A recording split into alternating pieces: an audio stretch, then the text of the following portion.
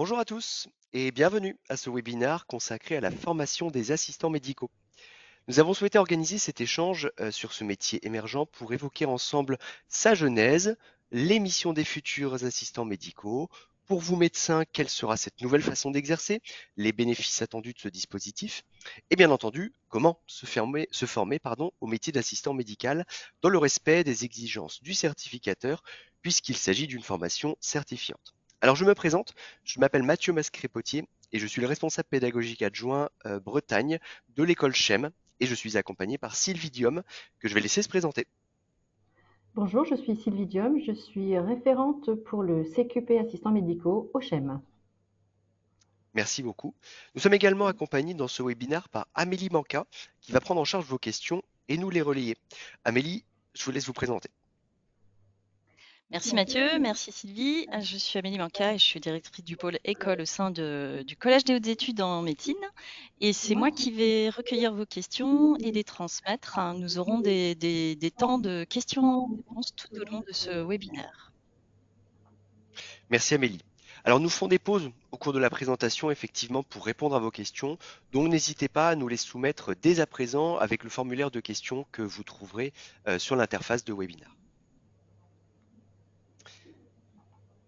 Alors, l'ordre du jour de ce webinaire, nous allons commencer par une rapide présentation de l'école CHEM, puis nous évoquerons le métier d'assistant médical. En troisième partie, nous aborderons la façon de se former à ce nouveau métier et nous ferons ensuite un focus sur les spécificités de la formation du CHEM pour les assistants médicaux. Enfin, nous vous présenterons les modalités d'inscription et de financement de cette formation. Voici donc tout d'abord une présentation rapide du CHEM. Donc le CHEM pour Collège des hautes études en médecine, c'est un organisme de formation qui a été fondé en 1988 à Brest, en Bretagne. Cet organisme a été créé par des médecins généralistes à l'origine, avec pour mission initiale la formation continue des médecins généralistes.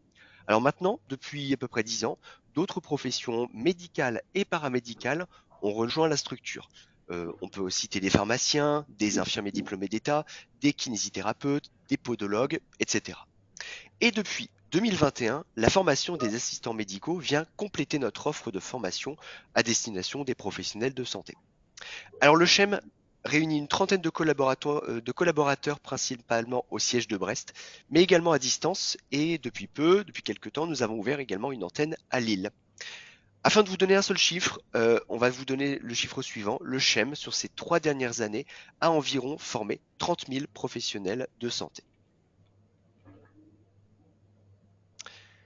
Parlons un petit peu maintenant du métier d'assistant médical. Alors on reviendra sur sa genèse, sur son origine, mais également on va aborder les enjeux du métier et nous vous avons mis quelques chiffres afin de pouvoir aussi vous aiguiller et vous orienter sur ce dispositif. Alors, la genèse du projet d'assistant médical, elle prend source dans plusieurs constats. Avant tout, c'est la nécessité pour le médecin de retrouver en fait du temps médical à consacrer à ses patients. Par ailleurs, une demande des médecins, que ce soit des généralistes ou des spécialistes, c'est une demande en fait qui éprouve un vrai besoin d'assistance dans leurs tâches quotidiennes. Alors, des tâches qui sont parfois confiées à leur secrétaire médical, mais pas forcément, ou en tout cas suffisamment formés pour pouvoir réaliser ce type de tâches. Et donc, évidemment, il y a des problématiques liées à la désertification médicale, liées donc en fait surtout au manque de praticiens. Donc, tout cela fait que du coup, le métier d'assistant médical est vraiment devenu un besoin et en tout cas est la réponse à des questionnements et face à une nécessité croissante.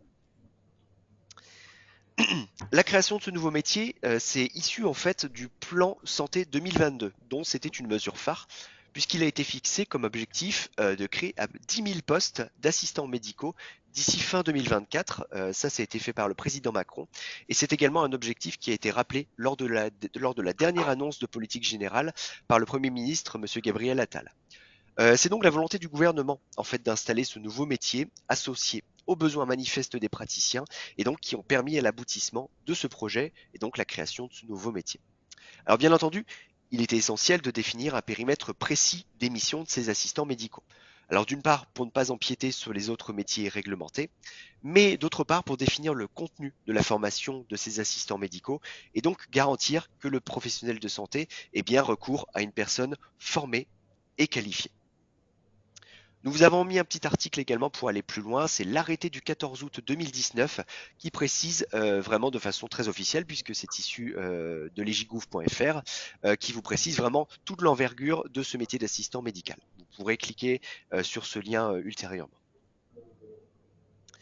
Alors, aujourd'hui, nous sommes en mai 2024, presque juin 2024. Où est-ce que nous en sommes de la mise en place de ces 10 000 postes? Voici quelques chiffres. À ce jour, il y a environ 6 000 conventions qui ont déjà été signées entre l'assurance maladie et les praticiens à janvier 2024. On est toujours aux alentours de 6 000. Bien évidemment, ça augmente un petit peu. L'objectif étant que ce chiffre-là correspond au nombre d'assistants médicaux recrutés sur le dispositif. On peut regarder un petit peu plus près, on voit que la majorité des contrats, en bleu foncé, en fait concernent des praticiens qui exercent en zone sous-dense et majoritairement des médecins généralistes. Pour autant, par contre, il y a aussi des spécialistes qui ont recours à un assistant médical. Et notamment, on peut voir dans la figure d'en bas à droite qu'il y a notamment les cardiologues, les ophtalmologues, les pédiatres, et aussi après on peut retrouver d'autres spécialités comme les psychiatres, les dermatologues, les gynécologues, etc. On sait également autre chose, on sait que la majorité des assistants médicaux sont des secrétaires médicales qui sont en évolution professionnelle au sein de leur propre cabinet. C'est donc en fait ici un point important qu'on rappelle ici en bleu foncé. Cette formation, en fait, il s'agit d'une obligation de formation, notamment pour ces personnes issues du secrétariat médical. En effet, l'assistante médicale, elle a obligation d'entrer en formation dans un délai de 2 ans à compter de la signature du contrat entre le cabinet et la CPAM. Et elle a l'obligation d'avoir achevé sa formation sous 3 ans et toujours à compter de la signature de l'engagement avec la CPAM. Donc ces modalités sont souvent précisées également par la CPAM, mais on le tient à le redire ici. Voilà, 2 ans et 3 ans sont les chiffres à retenir. C'est 2 ans pour entrer en formation et dans les 3 ans pour finir la diplomation et donc être assistant médical certifié. L'actualité. Aujourd'hui, l'école Chem, en quelques chiffres, voici l'avancée de cette formation d'assistant médical. À ce jour, il y a 196 assistants médicaux qui sont diplômés ou en attente de certification très prochaine. On peut citer des promotions que nous avons sur toute la façade atlantique, à Rennes, à Brest, à Vannes, mais aussi à Caen, Rouen et Lille. Nous avons également 126 apprenants qui sont en cours de formation et qui sont en train d'apprendre le métier, notamment également sur ces mêmes villes, Brest, Vannes, Rennes, Rouen et Lille. Ce qui monte à un total de 18 sessions terminées ou en cours sur 6 sites et qui sont répartis dans 3 régions. Donc on peut voir que le métier est donc voué à un bel avenir. Ce sont des chiffres qui sont en constante amélioration et cette formation fait petit à petit sa place. Et donc nous sommes fiers de vous avoir comme ambassadeur, vous qui venez à ce webinaire pour prendre des informations, peut-être aussi vous faire confirmer des informations. En tout cas, nous réfléchissons dans cette optique aussi à faire évoluer ce métier d'assistant médical. Donc en plus de pouvoir dispenser cette formation initiale, on vous en reparlera dans quelques minutes, mais nous avons aussi des projets pour les assistants médicaux, notamment la formation continue. Alors, on va vous parler un petit peu des dispositifs d'aide qui sont possibles par rapport à cette formation. Alors, suivant certains critères qui sont définis par la CPAM, certaines aides sont apportées aux praticiens des cabinets pour l'embauche d'un assistant médical. Il existe plusieurs options selon le niveau de financement et d'engagement que le professionnel de santé juge plutôt approprié à ses besoins et aussi à son organisation. Alors pour cela, nous vous invitons vraiment à vous rapprocher de votre délégué médical CPM et vraiment en fait à prendre connaissance du lien qui est affiché sur l'écran, à savoir la dernière publication sur l'assurance maladie qui va déjà un petit peu centrer les possibilités d'aide qui vous sont adéquates par rapport à votre situation qui vous est propre. Le meilleur interlocuteur, voilà, sera surtout en tout cas votre délégué qui vous connaîtra et qui fera vraiment du sur-mesure, si on peut dire. Donc l'idée étant que du coup vous pouvez avoir toutes ces informations là-dessus.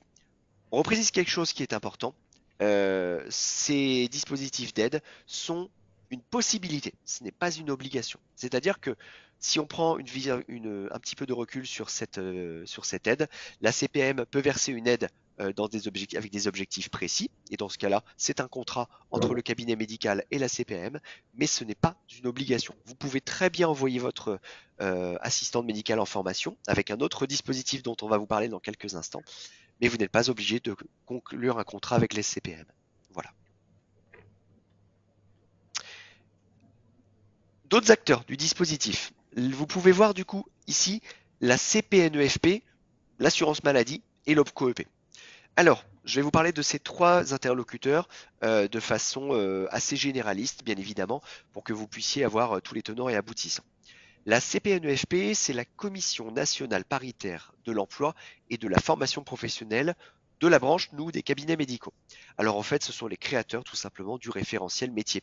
Et ce sont eux les certificateurs de la formation.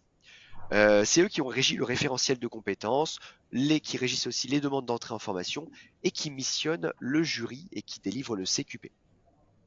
Nous, le CHEM, nous sommes en charge de dispenser la formation. La CPNEFP est en charge de certifier l'assistant médical. Bien évidemment, il y a un lien très étroit entre nous deux.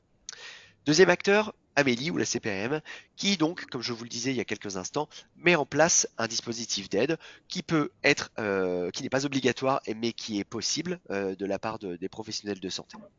Donc, si on se centre un peu plus, en fait, l'aide est versée en fonction d'objectifs. C'est une aide qui est pérenne et qui peut financer une partie du poste d'assistant médical dans le cabinet. Troisième acteur, l'OPCO-EP, l'opérateur des compétences des entreprises de proximité. Donc eux, ce sont les financeurs de la formation. Donc, en fait, ce sont eux qui vont vous aider à financer l'envoi de votre assistant médical en formation. C'est donc un dispositif d'aide qui est basé sur le volume horaire du collaborateur qui est placé en formation. Ainsi, vous pouvez solliciter indépendamment l'OPCO-EP pour le financement de la formation et la CPM pour le financement des objectifs CPM. Ce sont deux personnes et deux interlocuteurs différenciés, mais que vous pouvez solliciter selon vos besoins et selon vos objectifs, encore une fois. Alors, on va parler un peu de l'assistant médical. Quel est le rôle de l'assistant médical? Alors, tout d'abord, en fait, c'est d'avant tout, d'assister le praticien au quotidien afin de lui libérer du temps médical. C'est cette collaboration qui permet d'améliorer l'accès aux soins pour le patient, mais aussi de réduire les délais de prise en charge, notamment dans les déserts médicaux. Il s'agit également de renforcer la qualité et la coordination des soins entre les acteurs de santé, toujours au bénéfice du patient. Enfin, l'assistant médical travaille en étroite relation avec les institutions, les mutuelles ou tout autre organisme de santé pour la communication des informations administratives. Du côté du patient, qu'apporte l'assistant médical?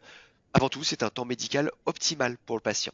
Le médecin lui consacre en effet un temps uniquement médical, sans être phagocyté par les autres tâches annexes, notamment les tâches administratives.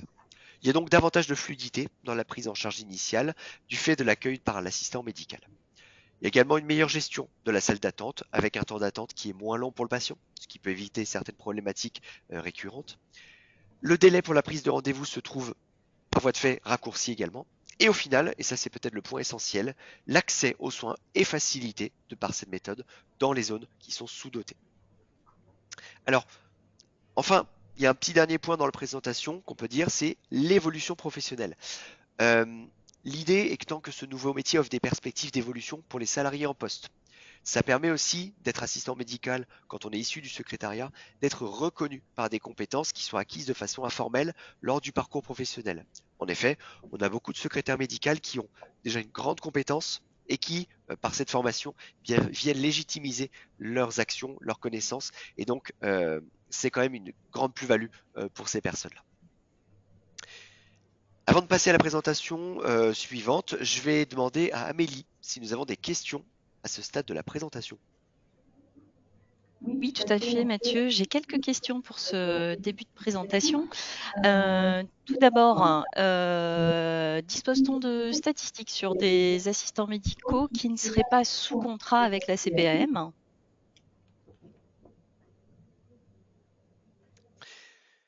Alors, on n'a pas de statistiques officielles puisque du coup, la CPM et les contrats qui se font entre eux, revêtent en fait de la juridiction de la CPM. Nous n'avons pas d'implication là-dedans. Tout à fait. Ensuite, ce qu'on peut préciser, c'est que la grande majorité, pour ne pas dire la quasi-totalité des stagiaires que nous avons, nous, en formation, sont dans un cabinet avec un contrat CPAM. Mais en effet, tu l'as bien rappelé, Mathieu, ça n'est pas une obligation. Vous pouvez effectivement rejoindre la formation indépendamment du dispositif d'aide de la CPAM.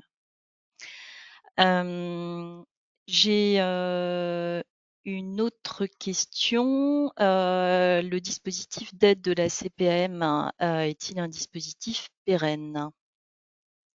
Oui, en effet, c'est ce que je précisais dans la slide précédente. C'est une aide qui est pérenne. Donc selon des modalités, selon l'année numéro 1, 2, 3, 4, 5, suivant le début de contrat, c'est une aide qui va être allouée en fonction d'objectifs.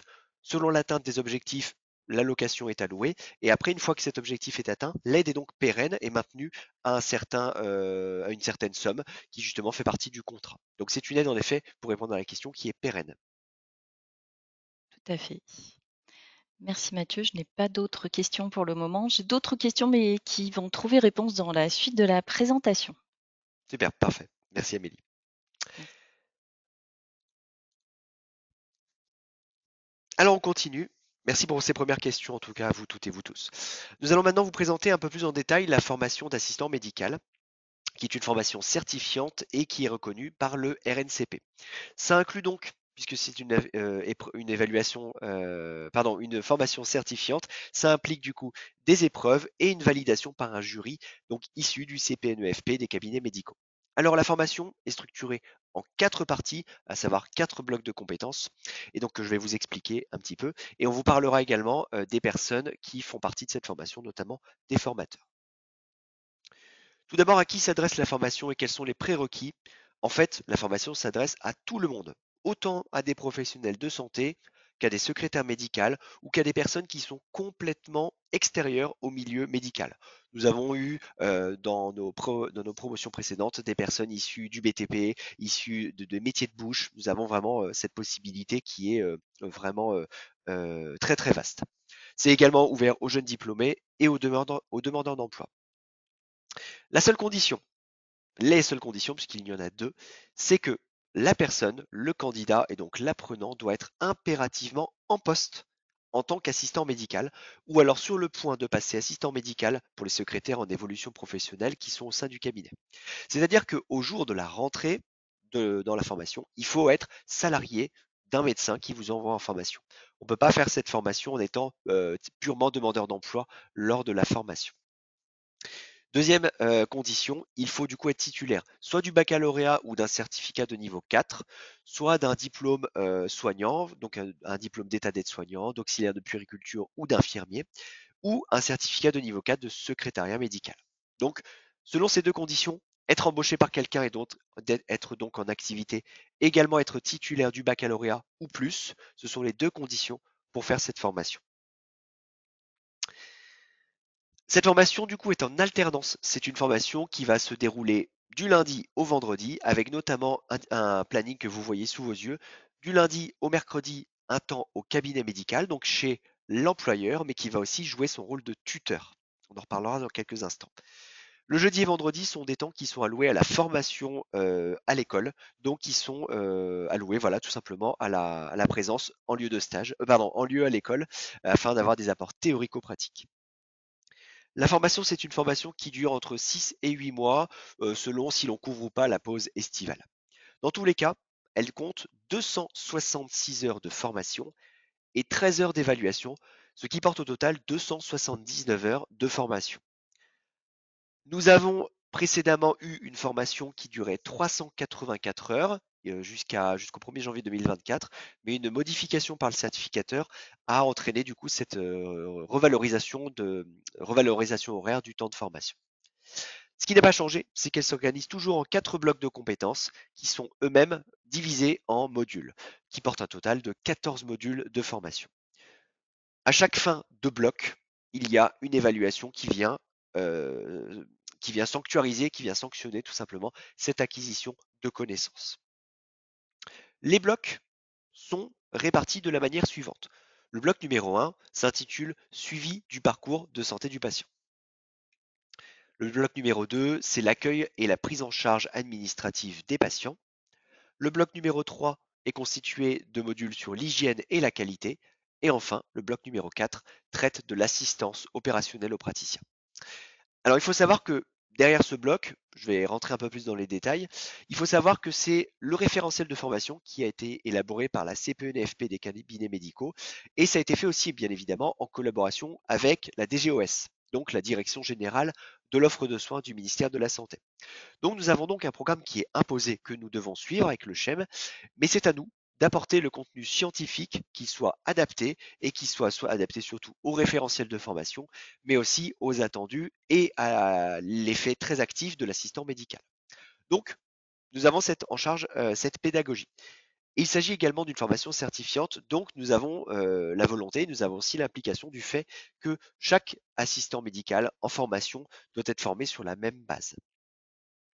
Voyons un petit peu maintenant le détail de chaque bloc. Vous le retrouvez ci-dessous pour avoir une vue d'ensemble des 4 blocs et des modules de formation.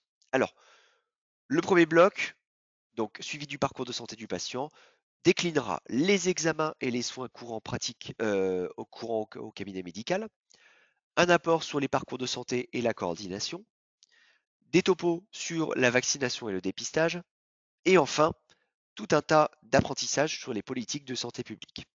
L'objectif général de ce bloc, c'est que l'assistant médical soit à l'aise avec tout ce qui va être du domaine de la santé publique et du parcours de santé du patient. Le deuxième bloc va être axé sur l'accueil et la prise en charge du patient. Alors l'objectif là aussi, il est de balayer toutes les facettes des compétences administratives que l'assistant médical doit posséder, et donc quel que soit son site d'exercice. Ainsi sera abordé la création et le suivi d'un dossier patient, le vocabulaire médical, afin que tout le monde ait une base commune, les BABA de logiciels médical, alors pas de distinguo entre les différents types de logiciels médicaux, mais plutôt une base commune de comment fonctionne un logiciel médical, quelle est la loi tout autour de ça, quel est le qu'est-ce qui doit être mis en place concernant le RGPD, etc. Euh, Tout un module également sur la communication avec les patients, sur la communication positive, comment accueillir le public également.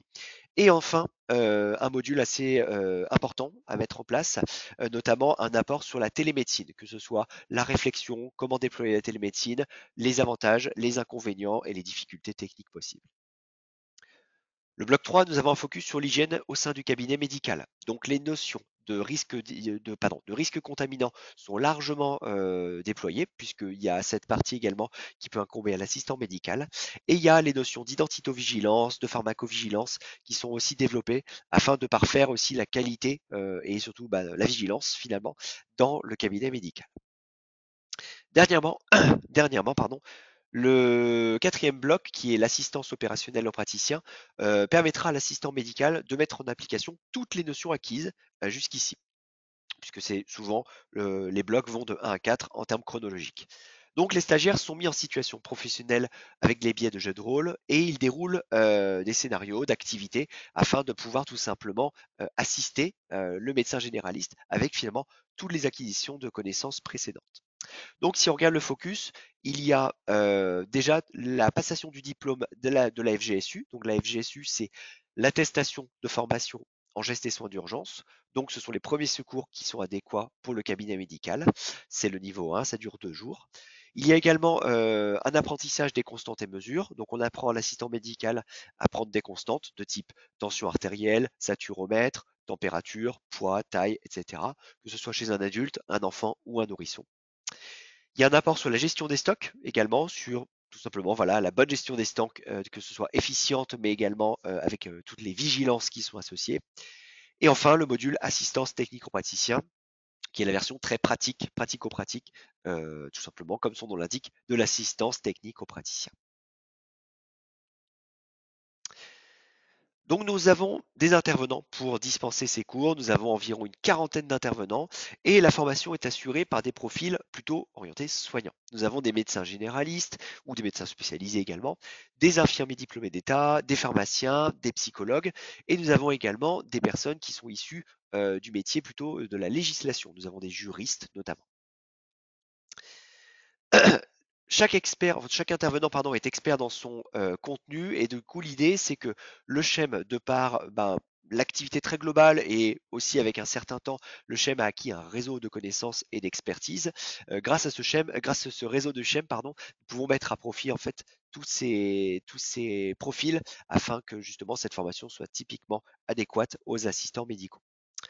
Et chaque formateur construit, en fonction de ce que je vous ai indiqué précédemment, il construit sa formation selon la fiche programme que le certificateur du coup nous a donné ensemble. Un petit focus sur une formation, en tout cas sur une formation qui est juste à côté de la formation initiale dont je vous parle jusqu'ici, c'est la FAE, formation d'adaptation à l'emploi. Pour les personnes qui sont issues des diplômes aides-soignants, auxiliaires de puériculture et infirmiers, il y a forcément une acquisition de connaissances qui est déjà réalisée en amont de par la pratique, le diplôme. Et donc, cette acquisition de connaissances, sorte d'acquis par l'expérience, vaut en fait validation du bloc 1, 3 et 4. Ce qui fait que, en étant titulaire de cette formation, la durée d'une formation qui s'appelle la FAE est diminuée à 3 mois et se concentre uniquement sur le bloc 2, tout ce qui est administratif, accueil et prise en charge administrative du patient. Donc l'idée, c'est que sur la colonne de droite, vous voyez le contenu que je vous ai cité précédemment. La FAE, les personnes qui sont avec ce diplôme peuvent prétendre à faire cette formation qui donc en fait est un petit peu accélérée. Les financements sont globalement les mêmes. Vous pouvez avoir des conventions avec les CPM, non obligatoires, je le reprécise, tout comme vous pouvez avoir des financements de la formation via les opérateurs de compétences. À savoir que cette FAE, par contre, ne délivre pas un certificat, donc un diplôme comme la formation au long terme, au long cours, mais bien une attestation de formation d'adaptation à l'emploi, ce qui vaut légalement autorisation de pratiquer en tant qu'assistant médical, mais il n'y a pas de reconnaissance RNCP. C'est cette petite nuance à avoir en tête également.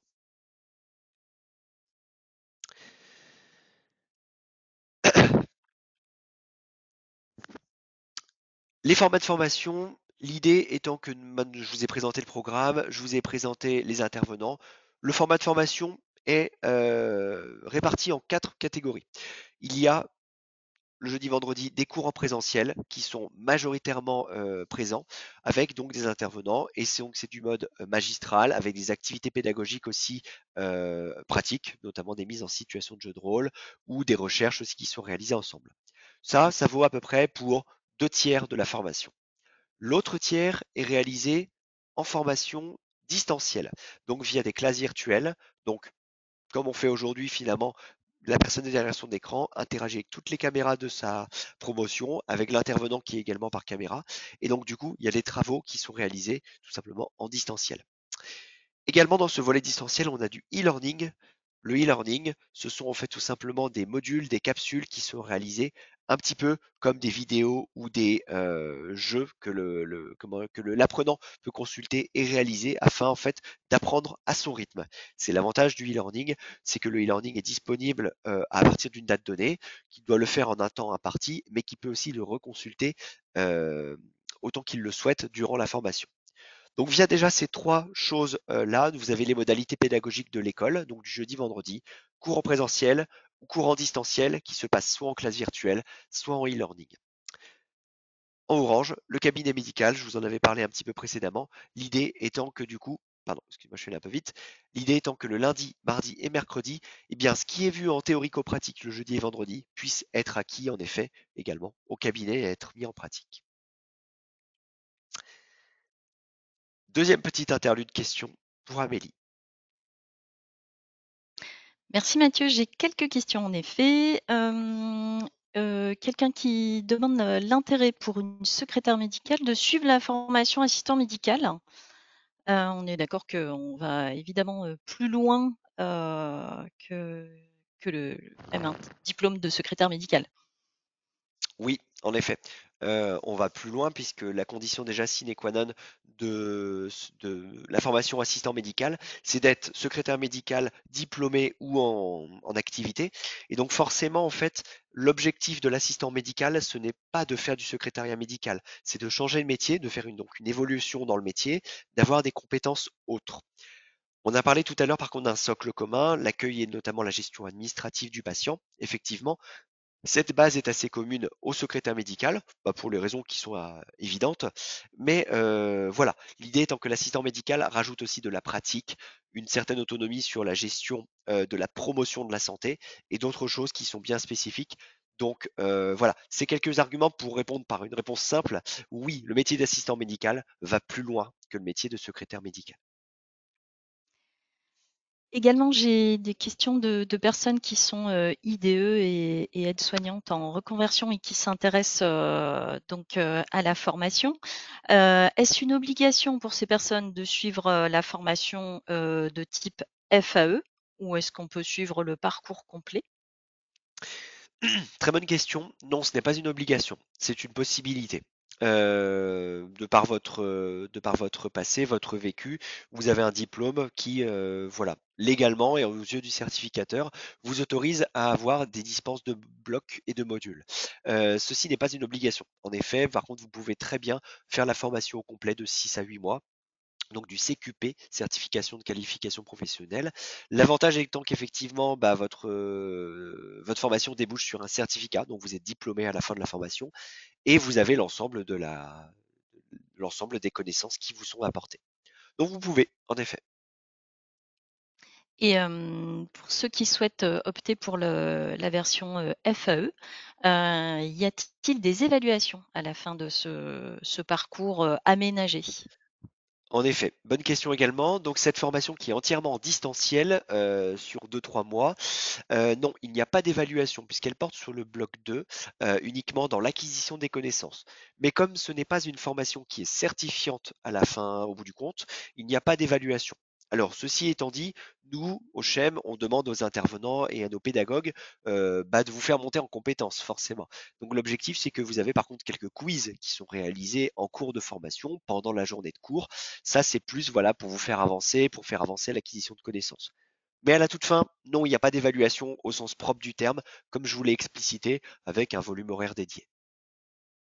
Très bien. Et toujours sur cette FAE, la question est de savoir si on doit également trouver un cabinet avant d'intégrer la formation en Oui, FAE. ça c'est la condition de base, que ce soit FAE ou CQP. Vous ne pouvez pas, je vais plutôt vous le dire à l'inverse, vous ne pouvez pas faire cette formation quand vous n'êtes pas chez un employeur médecin. Vous ne pouvez pas faire cette formation si vous êtes en recherche d'emploi, mais que vous n'avez aucune promesse au plus tard la veille de la formation. Vous devez donc être en cabinet médical et donc salarié de ce cabinet pour rentrer en formation. Très bien. Merci Mathieu. Pas de souci. Je vais donc passer la main et la parole à Sylvie à présent, qui va donc vous présenter l'accession, en tout cas les modalités, et puis notamment d'accessibilité à cette formation, et qui va vous faire une présentation bah, de la formation en général et de où on est implanté. À toi Sylvie. Merci Mathieu. Donc, je vais maintenant vous présenter les différents lieux de formation proposés par le CHEM et vous expliquer également comment procéder à l'inscription et les modalités d'entrée en formation pour le financement. Alors, nous avons diverses formations proposées en Normandie, dans les Hauts-de-France et également en Bretagne. Nous avons donc Brest pour la Bretagne, Vannes et Rennes. Pour la Normandie, nous avons Rouen et Caen. Saint-Lô et Évreux sont en projet d'ouverture courant 2024-2025. Et pour les Hauts-de-France, nous avons donc Lille, Calais et Arras et Compiègne et Valenciennes qui sont également en projet d'ouverture. Les prochaines dates d'ouverture de nos sessions sont disponibles sur notre site internet. Vous pouvez donc aller les vérifier et voir les sessions qui pourraient éventuellement vous intéresser. Si vous avez décidé de faire la formation, je vous invite à nous faire parvenir votre dossier de candidature, même si les dates ne sont pas encore pronostiquées, ne sont pas encore annoncées, sur notre site internet, de façon à ce que nous puissions nous projeter et ainsi définir les dates d'ouverture et organiser les sessions d'ouverture de nos promos. Je vous rappelle que pour les frais annexes, c'est une partie des prises en charge de l'OPCOEP. Il est demandé à ce que la formation soit faite dans le centre le plus proche de votre lieu de travail, du lieu de travail de la salariée, de façon à ce que tout soit pris en charge par l'OPCOEP. C'est une obligation qui est demandée par l'OPCOEP pour ce financement.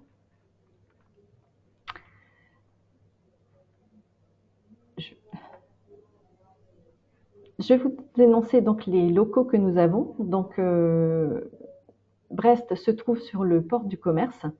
Rennes, nous sommes à Cesson-Sévigné. Pour Vannes, nous sommes au Prisme, sur Vannes même. À Rouen, nous sommes plus exactement à Saint-Étienne-du-Rouvray, dans les locaux du CFA du bâtiment. À Caen, nous sommes à la CCI de Caen, à Saint-Comté.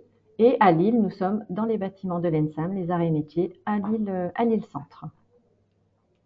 Toutes nos salles sont bien évidemment équipées pour le déroulement de la formation, que ce soit en théorie ou que ce soit pour les cours de mise en situation et donc de pratique.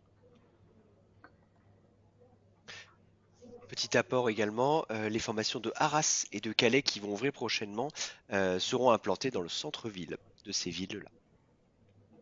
Merci Mathieu. Pardon. Je te redonne là-bas. Merci Mathieu. Pour candidater à l'école, pour que nous puissions recevoir pour vous inscrire dans la formation, nous avons besoin dans un premier temps, c'est de recevoir votre dossier de candidature, accompagné des documents demandés, c'est-à-dire diplôme, carte d'identité, enfin voilà, toute une petite liste de documents qui sont demandés, en sorte que nous puissions vérifier si tous les prérequis sont bien remplis. À la suite de cela, vous allez être contacté, enfin la salariée ou la stagiaire va être contactée pour qu'on fasse un entretien en distanciel de façon à répondre aux questions éventuellement que l'on se pose et échanger sur la formation dans sa globalité. À l'issue de cet échange, nous allons vous envoyer une fiche d'inscription qu'il faudra nous compléter et nous renvoyer par mail. Et elle nous permettra d'éditer la convention de formation qui sera renvoyée à l'employeur pour validation. C'est avec cette convention de formation que nous pourrons à la suite de cela, que vous pourrez à la suite de cela déposer votre demande de prise en charge auprès de l'opérateur de compétences du cabinet médical. Il faut compter à peu près un mois pour avoir une réponse de l'opérateur, enfin un mois minimum pour avoir une réponse de l'opérateur sur la prise en charge du financement. Et à la suite de cela, on entre en formation et on fait la formation dans sa totalité. Pour les modalités de financement, il y a différents dispositifs qui ont été mis en place par l'OPCO-EP. Il y a le premier qui est le Pro A, qui est en priorité et attribué aux personnes qui ont jusqu'un Bac plus 2. Si vous avez Bac plus 3 ou plus, vous passez sur ce qu'on appelle un plan de développement des compétences, qui est le PDC. Ces deux dispositifs ont les mêmes prises en charge, c'est-à-dire les frais pédagogiques et les frais annexes, les frais de déplacement et les frais de restauration.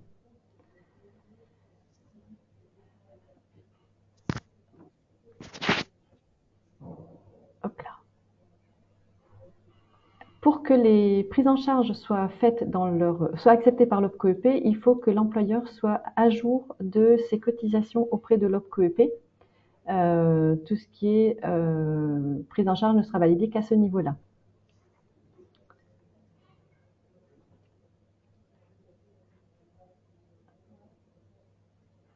Je me suis perdue dans... Je suis perdue. Est-ce que tu as besoin qu'on passe à la slide suivante? Oui, je pense qu'on peut avancer, Mathieu, s'il te plaît. D'accord. C'est le moment des questions, d'ailleurs. C'est le moment des questions. Donc, si Amélie a des questions à ce sujet-là.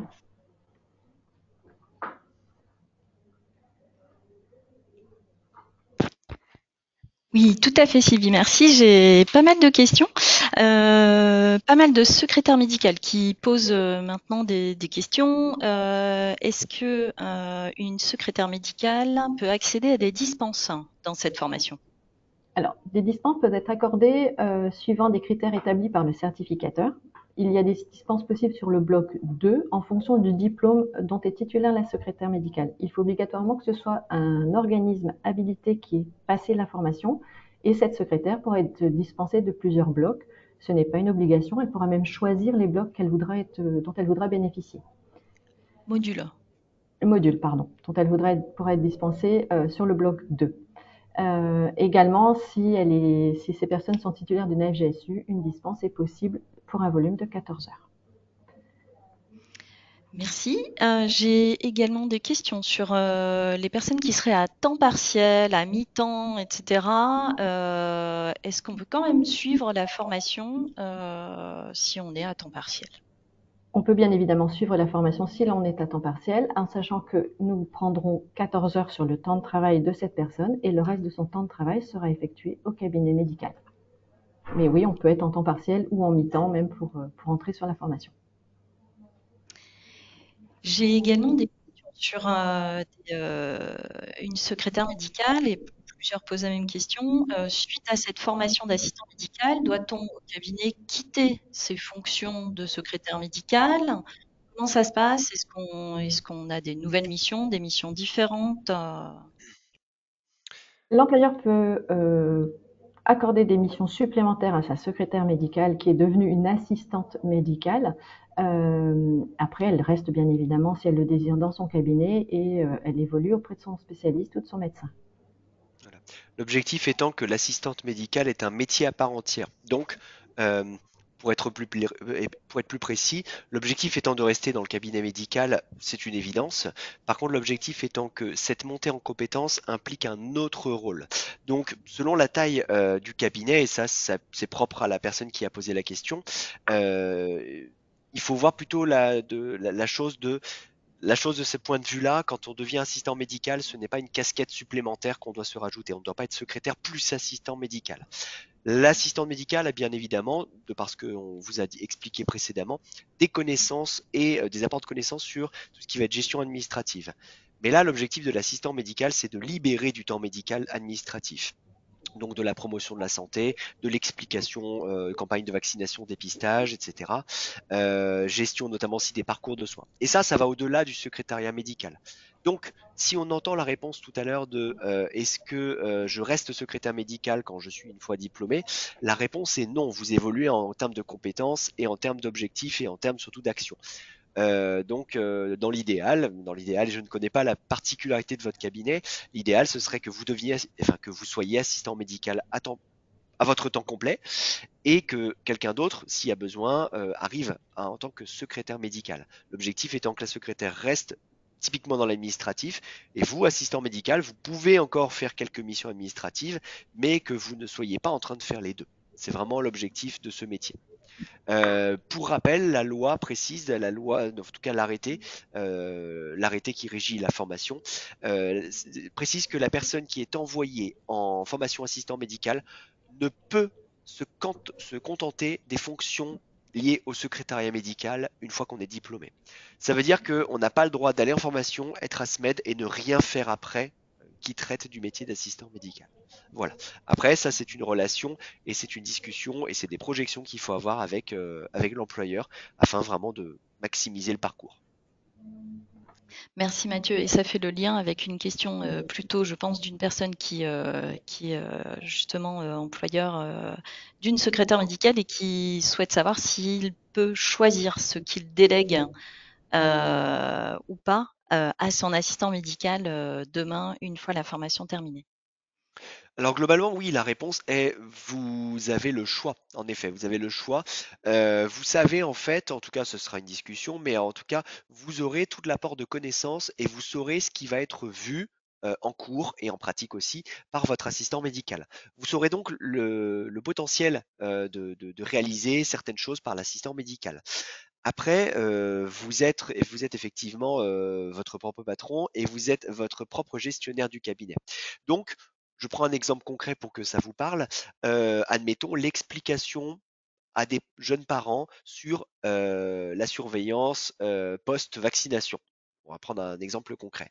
Eh bien, ça, c'est à vous de décider si c'est vous qui la faites ou si c'est votre assistant médical qui désormais le fait, puisque cette explication peut complètement incomber à l'assistant médical, puisqu'il aura l'apport de connaissances suffisant pour pouvoir expliquer que un enfant, ça fait de la fièvre, qu'il faut veiller à les bonnes conditions hygiéno-diététiques, donner les numéros en cas de problématique ou les conduites à tenir. Ça peut être totalement un rôle assistant médical.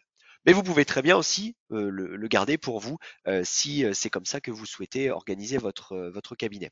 Voilà, donc l'objectif c'est que par contre, si on prend un peu plus de globalité par rapport à mon exemple, il faudra de toute façon un moment se poser les questions comment je réorganise mon activité, moi médecin, avec mon assistant médical.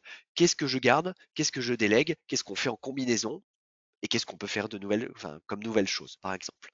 Un autre exemple, mais je ne rentre pas plus, ça vous permettra de faire une ouverture et une réflexivité. La télémédecine, par exemple, si la télémédecine n'est pas mise en place actuellement ou si elle est en train de se mettre en place, ce sera peut-être pile le moment pour se dire qui fait quoi à tel moment. Voilà, c'est un exemple concret. Toujours dans cette même discussion, un cabinet qui, de ce fait, embauche un assistant médical aura-t-il encore besoin de sa secrétaire médicale? Très bonne question. Ça va dépendre en fait d'où vous partez et d'où vous allez. J'ai envie de vous dire, je ne sais pas. Pourquoi? Parce que en fait, si vous êtes un petit cabinet avec un tout petit temps de travail, avec une patientèle récurrente mais assez gérable, avec une seule personne, et que en même temps votre secrétaire vous l'évolue en tant qu'assistante médicale et vous répartissez le travail d'une autre manière, comme ça, j'ai envie de vous dire non, pas forcément. Par contre, si vous contractualisez un contrat avec la CPM, avec des objectifs bien particuliers à atteindre, vous vous rappelez ce que je vous avais dit tout à l'heure, c'est avec des objectifs à atteindre, avec une aide qui sera pérenne en fonction de l'atteinte de ces objectifs. Là, vous allez devoir réfléchir à justement à garder en fait ou à augmenter votre salariat en fonction de vos besoins, tout simplement. Donc, l'idée étant que je ne sais pas, ça va être propre à chacun de questionner son organisation et questionner ses besoins. J'aurais tendance à vous dire qu'une assistante médicale ne peut pas rester secrétaire médicale.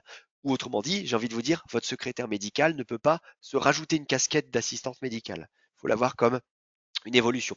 Donc généralement, quand on a quelqu'un qui se déplace avec d'autres fonctions, il y a un rayon qui est, en tout cas, il y a une zone qui n'est plus forcément traitée. Le but n'étant pas, et je le reprécise aussi ici, de ne pas mener sa secrétaire ou son assistante à la surcharge. L'objectif n'étant pas là. Très bien, merci Mathieu. Alors en effet, ces cas particuliers, ces questions très précises, on peut aussi répondre en particulier à chacun et n'hésitez pas à nous contacter. J'ai aussi des questions d'IDE qui souhaitent savoir si le métier d'assistant médical empiète sur les missions justement des IDE, des aides-soignants, etc. Non, pas du tout. Dans le sens où un assistant médical, qu'il soit issu de la formation, enfin, qu'il soit issu du secrétariat médical, d'un autre métier hors santé, ou infirmier, aide-soignant, auxiliaire puère, le métier précédemment, infirmier, aide-soignant, auxiliaire puère, c'était le métier d'avant. Quand vous êtes assistant médical, il y a une acquisition de connaissances qui s'est faite avant et il y a par contre la fonction d'assistant médical. L'objectif, c'est qu'un assistant médical issu d'un infirmier, par exemple, n'est pas là pour concurrencer et n'a pas le droit surtout de concurrencer un infirmier libéral. L'objectif, c'est qu'un assistant médical n'a pas le droit de faire de façon récurrente et tous les jours des prises de sang à tire-larigot, des vaccinations ou des prélèvements de ce type. Donc, à votre question, non, en fait, un assistant médical ne vient pas empiéter du tout sur le métier, sur un autre métier, tout simplement. Et en plus, je rajouterais que la CPNFP est très claire là-dessus, notamment sur les arrêtés et le fameux, enfin, l'organisation et les accès aux soins ou les droits à certains actes de la part de ces professions paramédicales. Très bien, merci. J'ai par ailleurs beaucoup de questions sur des personnes qui souhaitent trouver un cabinet. Est-ce qu'on a des conseils à leur donner? Sylvie, est-ce que tu veux répondre à cette question, peut-être plus administrative?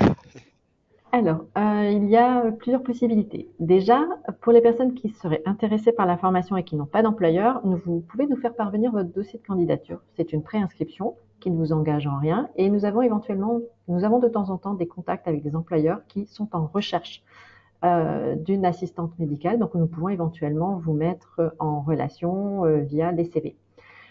Également, il y a la possibilité de chercher via les réseaux sociaux où les propositions de postes peuvent être déposées par les employeurs.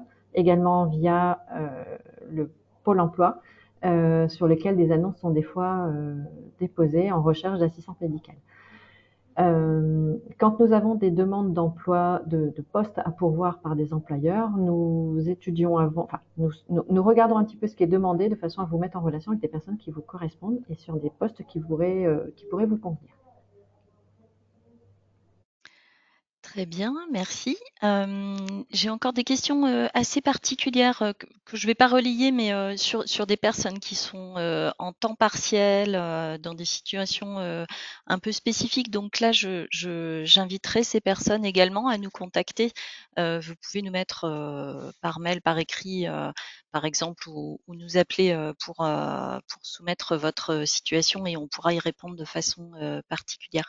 J'ai quelques personnes qui demandent quand s'ouvrira la formation à Compiègne et si on peut d'ores et déjà s'inscrire. Alors, on peut déjà s'inscrire, nous faire parvenir les dossiers de candidature. La session de Compiègne est planifiée en début 2025. Dès que je reçois les dossiers, vu que c'est une des promos que je vais suivre, je fixerai un entretien avec la personne de façon à valider l'inscription et de façon à ce qu'on puisse ouvrir la session avec une date bien définie. Très bien. Donc, n'hésitez pas à vous positionner, c'est ce qui nous donne, nous, de la visibilité sur les souhaits de formation localement. C'est ce qui nous permet de préciser nos plannings d'ouverture de formation. J'ai également la même question pour Calais et Arras, mais on y a répondu. On arrive bientôt à Calais et à Arras. Ce sont nos prochaines ouvertures de formation. Alors, Calais et Arras sont planifiés sur le mois de novembre, le 7 novembre et le 14 novembre. Par contre, ce sont des promos qui sont pleines, voire quasi pleines. Donc, si vous êtes intéressé, il faut nous faire parvenir vos dossiers de façon à ce qu'on puisse même éventuellement programmer et planifier la prochaine session qui sera d'ici quelques mois. Merci. J'ai encore. Alors, je reviens sur une question. Je la relais maintenant parce qu'elle peut être intéressante. Une personne qui demande si un assistant médical peut aller au domicile des patients pour prendre les constantes avec un médecin qui serait en téléconsultation. Ça, c'est plus pour toi, Mathieu. Ça, c'est plus pour moi. C'est une bonne question, c'est une question complexe. Attends, à première vue, je dirais non. Euh, mais on va rester sur l'encadrement qu'a fait la CPNEFP. La possibilité, en fait, de faire certains soins est toujours dans le cadre d'une consultation médicale.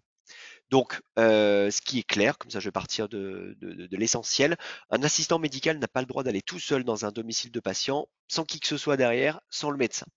La question que vous posez avec la particularité de la téléconsultation, on est dans le cadre d'une consultation médicale, mais pas d'une consultation médicale en présentiel. Ce qui fait que j'aurais tendance à vous dire, c'est un peu le fameux petit renfoncement du rocher qui est bien particulier. En théorie, sur le papier, ça a l'air de fonctionner. Enfin, en termes de pratique, par contre, quel est l'objectif derrière? Si c'est juste prendre des constantes pour prendre des constantes, euh, pourquoi? En fait, parce que s'il y a des problématiques derrière, le médecin qui est en téléconsultation, est-ce que la téléconsultation est adéquate? Ça, je n'en sais rien. En tout cas, voilà, je trouve que c'est peut-être une situation assez délicate à prendre en charge, ou en tout cas à y répondre comme ça. Sur le papier, voilà, je vous dis qu'effectivement, une consultation doit se faire, enfin, des actions assistantes médicales doivent toujours se faire dans le cadre d'une consultation médicale. Voilà. La situation est assez délicate à répondre. Voilà. Je vous ai donné mon avis à chaud en tout cas. Très bien. Merci, Mathieu.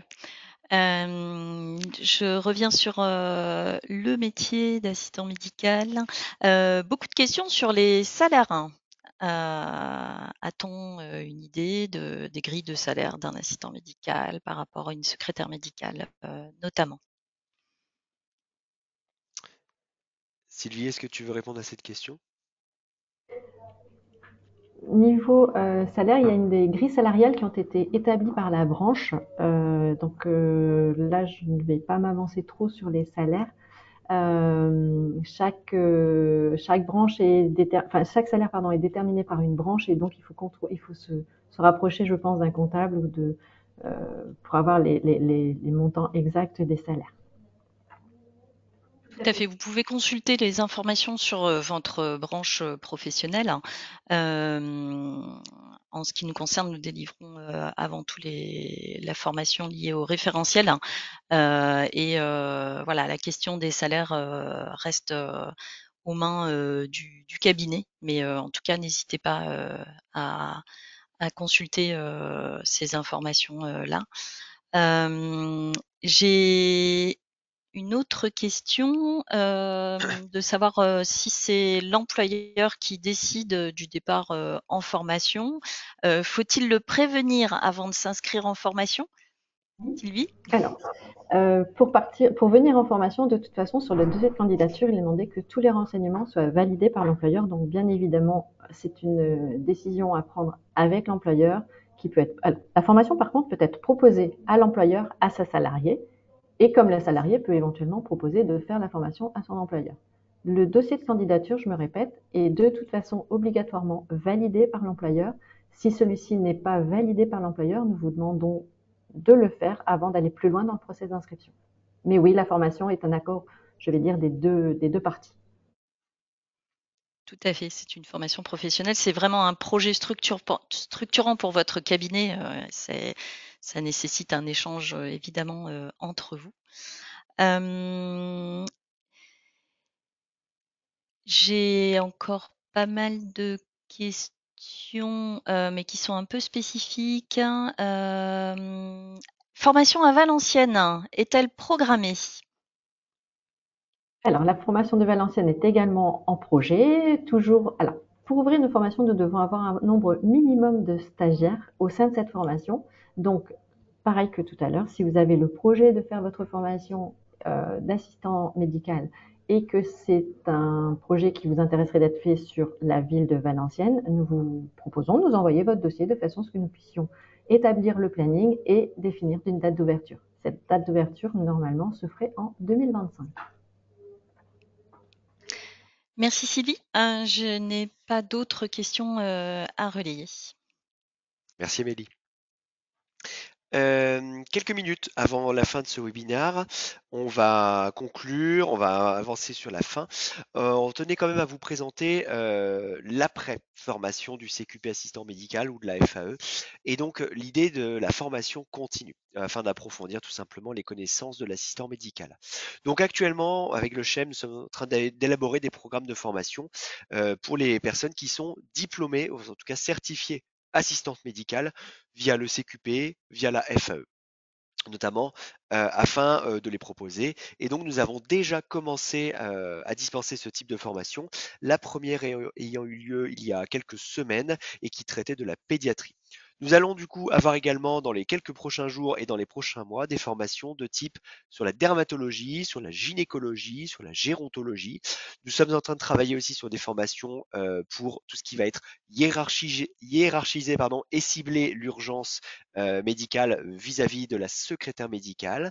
Nous allons avoir aussi des points sur la cardiologie. Voilà, nous allons avoir pas mal de formations continues dans cet objectif afin de finalement stabiliser et entretenir tout simplement l'acquisition des connaissances de ce nouveau métier, de ces nouvelles personnes. Également, pardon. Également, par rapport à ce que Sylvie nous expliquait tout à l'heure, l'idée étant que de toute façon, tout au long de votre accompagnement, enfin tout au long de votre contrat, nous vous accompagnons en fait en amont et pendant la formation, et que ce soit d'ailleurs les apprenants, mais aussi les employeurs. Chacun effectivement à son niveau, mais le CHEM est vraiment un interlocuteur privilégié, disponible et finalement en continu pour pouvoir répondre à toutes vos questions.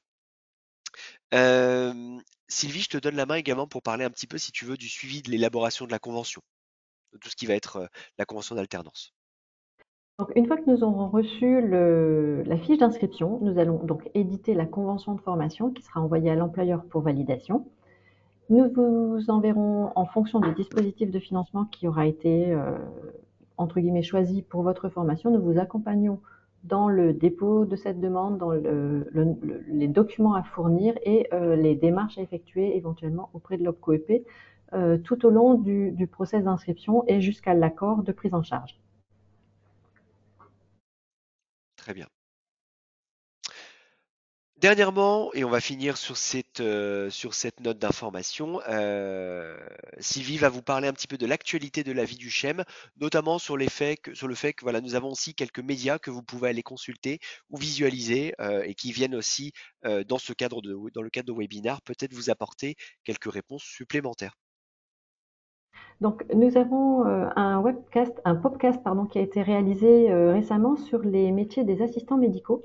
Il est à disposition sur notre site internet de façon à ce que vous puissiez visualiser un petit peu tout ce qui est dit dans ce podcast.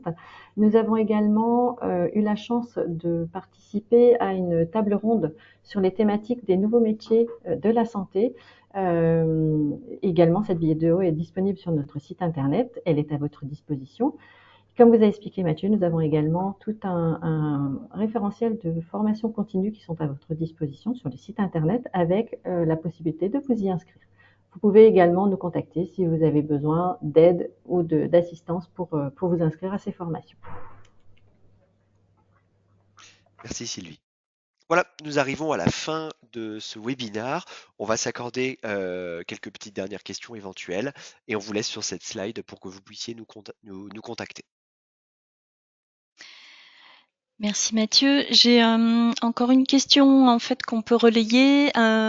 Combien on a de stagiaires à peu près par groupe de formation? Nous avons environ 20, enfin, nous avons un maximum de 24 apprenants par session et nous avons en moyenne, selon les villes, une vingtaine de participants par session environ. Très bien, et on nous demande si on va prochainement à Angers. Vous voyez Pourquoi pas? les points de chute sur lesquels on est sur notre carte. Pour le moment, ce sont les sites sur lesquels on prévoit de venir vous former en proximité. Par contre, voilà, n'hésitez pas à nous solliciter et si on a de la demande sur un lieu de formation précis, on peut s'organiser. On a fait le tour globalement des questions. Il y en avait beaucoup. Évidemment, je n'ai pas pu tout relayer. On peut inviter chacun à consulter notre site internet. Vous l'avez dans le chat, hein, vous avez le lien. Devenirassistantemédicale.fr. Vous y retrouverez les dates de nos prochaines sessions de formation, les dossiers de présentation et les dossiers d'inscription que vous pourrez renvoyer. Et nous répondrons à toutes les questions un peu plus précises par téléphone ou par mail. Merci beaucoup. Merci à Merci vous. beaucoup en tout cas. Merci. Et puis à votre disposition, au plaisir d'échanger avec vous. N'hésitez pas à nous contacter encore une fois. Et puis merci d'avoir suivi ce webinaire et nous vous souhaitons une bonne journée et à très bientôt. Merci. Bonne journée. Au revoir.